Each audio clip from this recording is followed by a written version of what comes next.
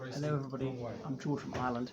So here I am in Chartwell, which is Winston Churchill's house in Kent, his country retreat, and I'm going to show you some of the presents he received, or some of the recognitions of his fabulous service to the nation.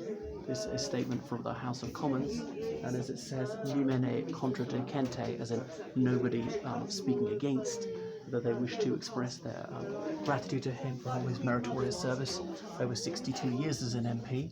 And later it's got the letter beside it, his expression of thanks for this singular accolade. Gifts that were given to him by Stalin in 1944. He's boatman, so Stalin, his wartime ally, and on and on. So the social distancing is a one-way system. Gifts from the British House of Commons, from the City of Westminster, and so on, from the government of the United States. At the far end, I'm not allowed to go back.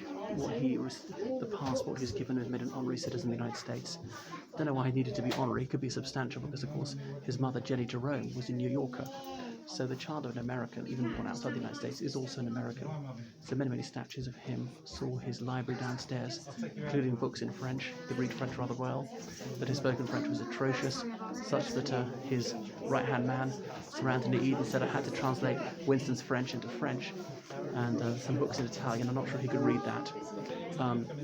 So this house, he first visited in 1921. He bought it in 1922 at the cost of £5,000. The asking price had been £5,500. He'd offered £4,800. So this was his country seat until his death in 1964, at 26th of January. And there's a document there from the United States Senate expressing their condolences to Lady Clementine Churchill, that's Winston's widow, upon the death of her husband. So, well, so much more I could go on about. So I have to keep ad-libbing until we get to the next room. So he had 5 children, 1 son and 4 daughters. His daughter Marigold died in infancy. The rest lived on, but his son Randolph died quite young, only 2 years after Winston. Son Randolph was briefly an MP after the war, elected for Plymouth, Sutton, and Winston went down to campaign for his son.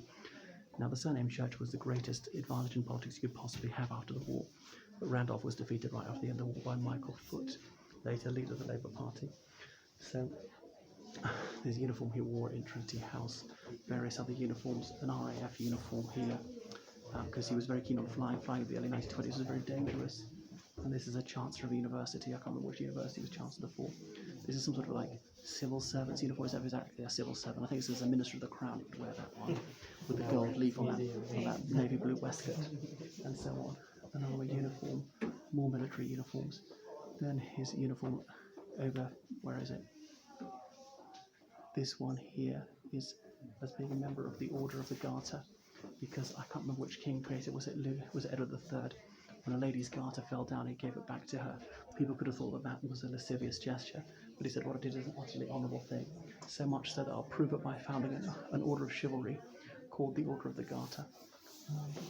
So, where's the white feathers down low? No, we don't want to go there. That's too far the other way. There's the Order of the Garter uniform. That's it, with the white feathers on the hat. The hat's down low. So, Honi soit qui mal y pense, being its motto, as in shame upon him who thinks badly of it. One of the mottos of the British royal family. So it's a red brick house. You can see a wall nearby that he built because he was an amateur a bricklayer. But then he was ever a Freemason, a real Mason. And that was a way to de-stress. And look at this chain of office he had. And then Honi soit qui mal y pense, the motto I was quoting to you. So he wore this the night before at a dinner party when he entertained. There you can see the Queen at Downing Street. That was the night before he retired as Prime Minister. So he had him in various guises. He's very fond of millinery, and you can see some of his hats here. Okay, fond of toppers, Homburg hats, almost always wearing hats. Sailor toppies in the tropics. Travel around Africa. 1908, he wrote My African Journey, traveling Uganda's the Pearl of Africa. You can see his wife Clementine there, who survived him by 10 years. but she was cremated in Putney Vale Cemetery, Miss Hosier as she was. And there he is, Chancellor of the University of Bristol in 1941, though he never attended university. He'd been in the Queenstown Hussars before the First World War. Obviously, he'd served in South Africa. Well, he'd been a real army officer in India in the Malakand Field Force. And he wrote a book entitled Malakand Field Force in the Northwest Frontier. That's now Pakistan. Obviously fought the River War in Khartoum. And then he was in South Africa as a journalist, but actually fought when he shouldn't have. The Second Boer War, could have been executed for that, and managed to escape. So that was the only good news the UK had during that war. It was going very badly for the UK. So what else was I going to point out? So that's why he was lionised when he came home. It was just after Black Week, when Britain suffered 3 defeats in one week. He'd been in Cuba during the Spanish-American War as a journalist. So I immensely admire him in some ways, but I realised that his flaws were on a grand scale as well. He seemed to be rather too bellicose, keen to prove his courage, almost suicidally brave. You see it out of the garden there. So brought it from the Campbell Cahoon family. They'd had it for 3 generations, and it needed extensive work because there was a dry rot here. It's really a 14th century estate, so we're in Kent, not far from the edge of London, and he was warden of the Cinque Ports from the Second World War onwards, as in there are a number of ports on the southern coast of the United Kingdom. It goes back to the Middle Ages, before the UK existed. And there are actually more than 5 of them. I think Calais was one, when Calais was still ruled by the English.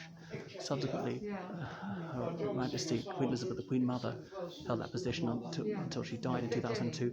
Prior to her was Sir Robert Mingus, Prime Minister of Australia. I can't think who else it was.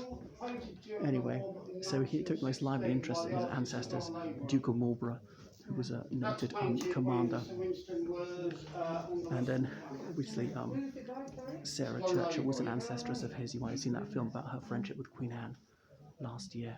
So Churchill was born at Blenheim Palace, named after the victory of Blenheim, because his ancestor had won against the French and Bavarians about 1704.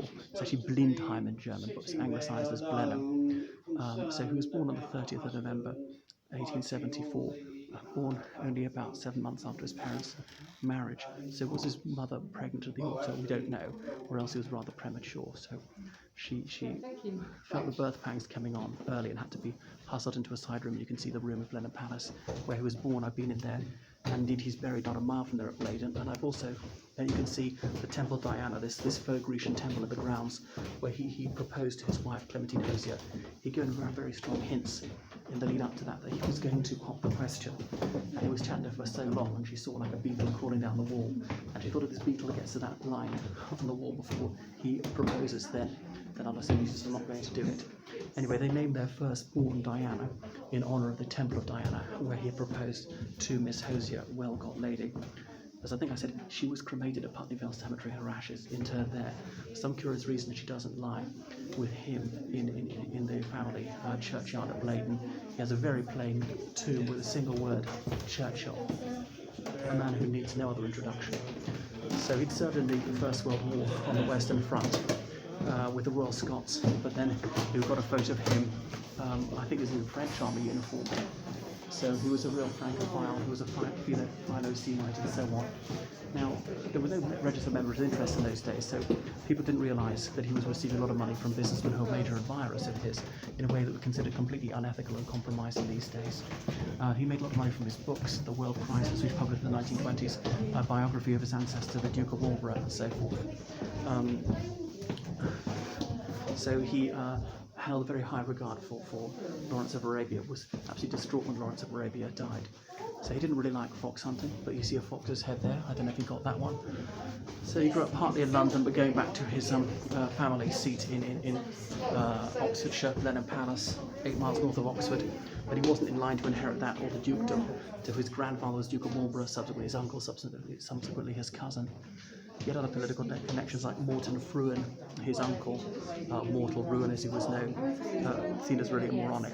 Anyway, so some of this is 1920s, was rather up to date. Some of it is the decor here is you know, retro, I suppose you can say. I was about to say retrograde. That would be quite it. So you've got some sort of idea of what it's like. A rather large and commodious house. Several of the guest rooms have been converted to display Churchill memorabilia and artefacts. So that's enough from Chartwell. If you like what you saw, please subscribe. Follow me on Instagram, on Twitter, on Facebook, and so forth. And thanks for donations. I urgently need donations to sustain the channel. Pay me on PayPal, georgecallahan79@gmail.com. That's this Callahan is CALLAGHAN. All small letters. Anything else I should point out? So I teach all sorts of subjects online, and I help people with essays and their elocution, interview practice, coursework, translating documents from French, Spanish, Italian, Russian, German, and Romanian. And we'll tour guide in London one of these days when tourism reopens. So that's probably enough from me. I'll switch it off now. Toodle pip.